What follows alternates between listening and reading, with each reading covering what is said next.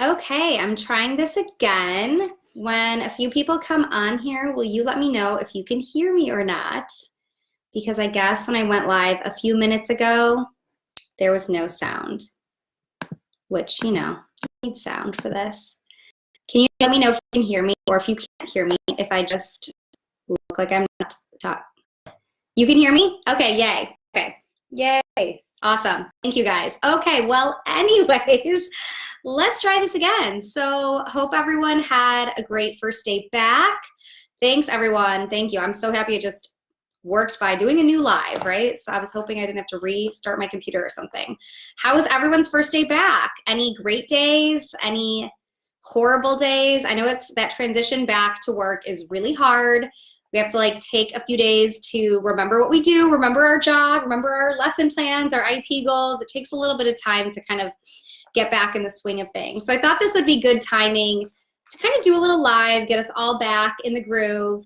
If you joined me for any of my lives in the last few months, we've been doing a lot of lives themed around behavior because that is by far the questions I get the most. It's the PD I do the most. I spend a decent part of my year traveling, and the PD that I do the most is my behavior change PD.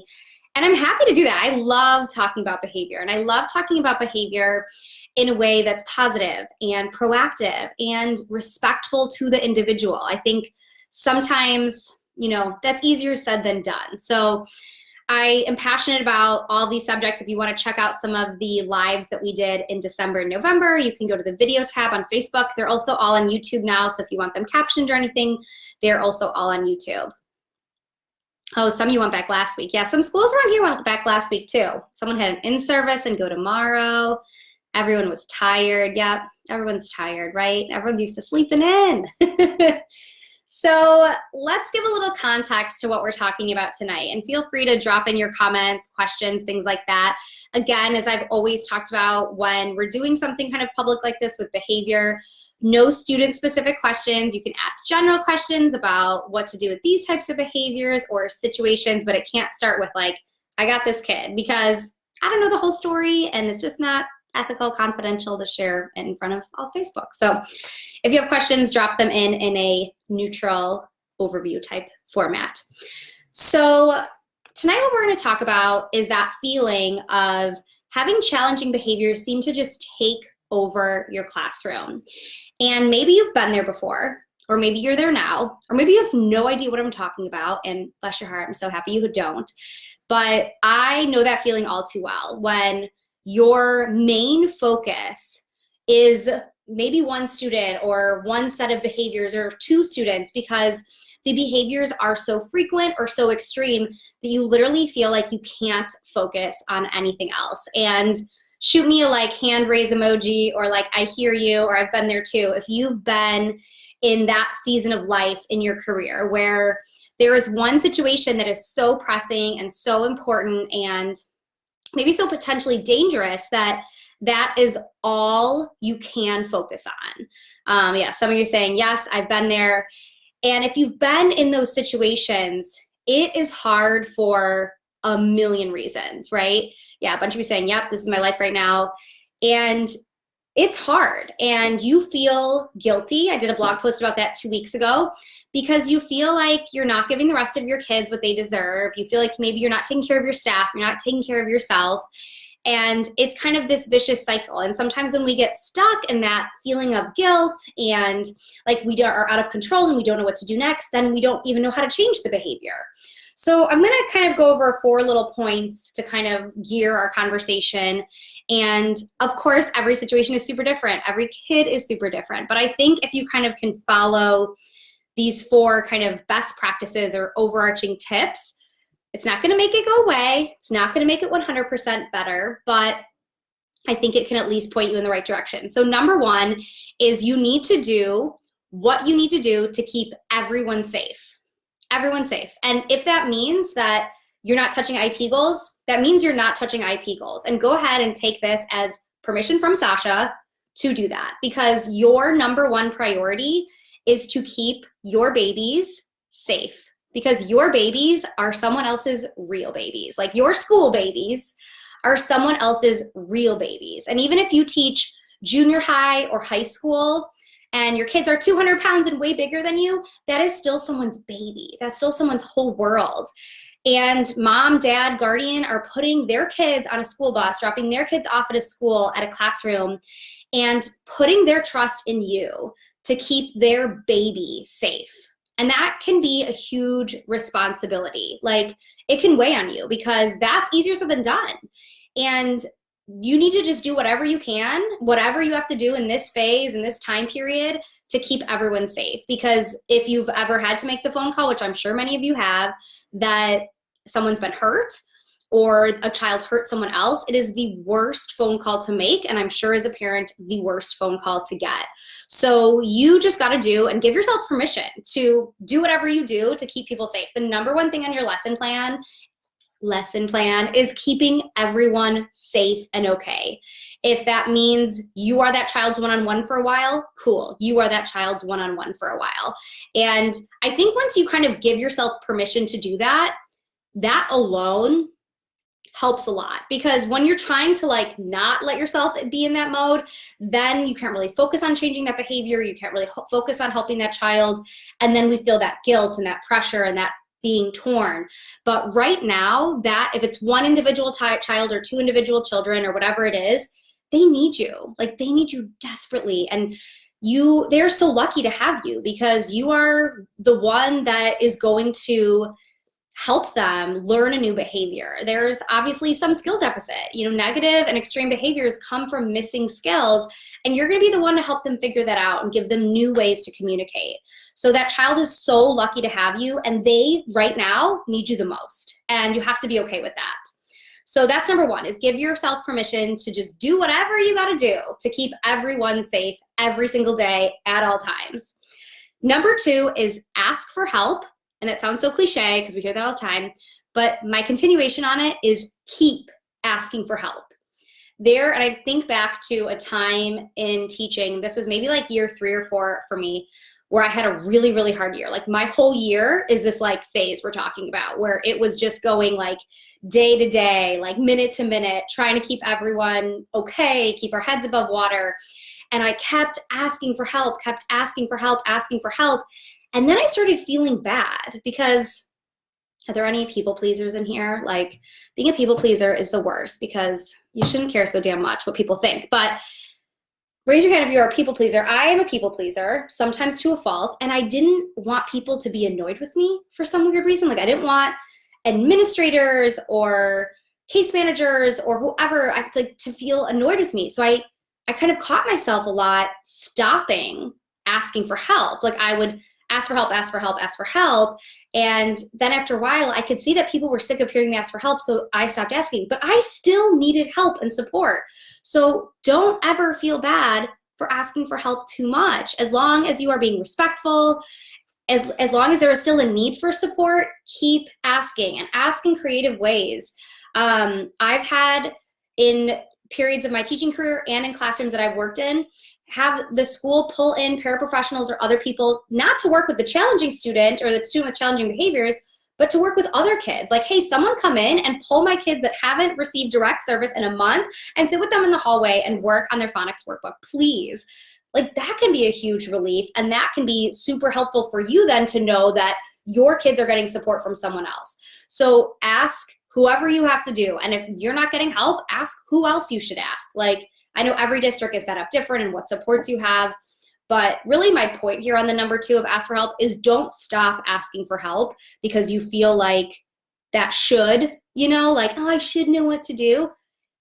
This job is really hard. You can be 20 years in and a veteran and an expert, and you still, I ask for help, you guys. Like, I go to my colleagues on challenging cases and clients, and I recently bought Skype consulting from a sleep expert for one of my Skype clients because I'm not an expert in sleep and I don't need to be.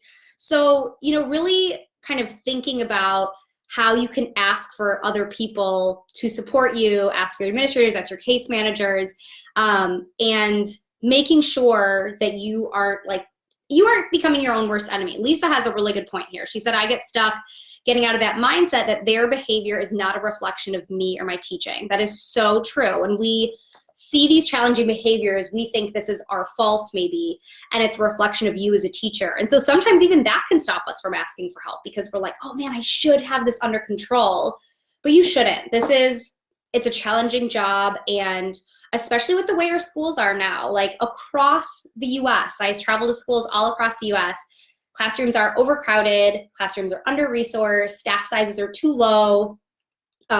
So it's, it's a tricky job. So I think continuously asking for help is really, really important. Erica said, my aides are running lessons now because I'm handling the severe behavior. It makes me feel like I'm not teaching sometimes. Yep. And that's hard because you're like, I should be the one doing the direct lessons. But as the leader in the classroom, as kind of the manager, it's really important for you to take that role with maybe those more challenging behaviors because you're going to be able to make those decisions in the moment versus someone else. And that's hard to feel like you're stepping back from one area of your class. But again, like we've been saying, it's like you have to kind of meet the needs of your classroom where they're at. And that one student right now needs you the most. And that's where you have to kind of put your attention and your focus. Yeah, Sophie says, classic saying, it takes a village. It does. And that's what we should think about, your whole school community, your administrators, your therapists, like get creative with that too. If your clinicians take students, say, hey, like, can you take students in the hallway because we have challenging behaviors, or can you take them in the therapy room? So really lean on your community and get creative with how you're asking for help. But importantly, that continuous asking for help has to be there. So if you were kind of going into this new year thinking like, oh man, I'm gonna do it all by myself, like no way. Like this is why we're in school. So there's people to help. So number 3 is data and documentation. If you know me, you knew data was coming up in here. So with extreme behaviors, it's really, really hard to take data because you're not going to be in the middle of a meltdown and be like, hold on, honey, don't punch me in the face right now because I need to take data on this. No. Do the best you can, but get some data. Data is how real behavior change is going to happen. It's how you are going to know if things are working or not. But when it becomes this idea of you need your whole community and you need to ask for help, you need those numbers. You need the documentation. You need to prove your point. And yes, everyone should just believe you and know that like what you're asking for is right, but it doesn't matter. People want to see the numbers. They want to see a chart. They want to see a graph. They want to see exactly how many times it's happened. If you go in and say this behavior is really frequent, they're like, oh, okay, it's really frequent. And you're like, no, this behavior is happening 315 times a day. They were like, oh, damn, okay. Or this behavior is happening 90 minutes. That's pretty different than saying it's happening for a really long time. So data needs to become your best friend. And if you are becoming the one-on-one for that specific child, great. Then you're there taking that data. Yeah, people are saying tallying, sticky notes. I love, I love my click counters, things like that. Or I showed that one on Instagram a few weeks ago. That was, I think it's like a crochet thing, but it's like this big and it click counts. So do whatever you have to do to collect some data and then document. And you also here, I think, want to be a little creative about what you're documenting and what data you're taking, depending on what type of help you're asking for. So for example, one of the things that I mentioned was having staff come in to provide support minutes for your other students. Well, maybe you want to take data on how many days or how many minutes of your day you are spending one-on-one with that student. Or you want to take data on how many times you've had to clear the room or how many times your students have missed a group time. And it's not at all in an accusatory way to that individual because this is not their fault. They are missing skills and this is a manifestation of things that they need. This is not, an accusatory thing. It's to prove and show what support you need for your classroom. So you want to kind of, be careful and think about what type of things you want to document. So when you go to ask for help, you have numbers to support and to explain why you're asking for the things you're asking for. And then the number 4 one is kind of what I started this conversation with and really goes back to number 1 too, but give yourself grace. So in the whole process of letting yourself off the hook, saying, I'm going to do whatever I got to do to get through this and keep everyone safe, it mentally can really wear on you. As someone had said earlier, it's hard to not take that as a reflection of you as a teacher.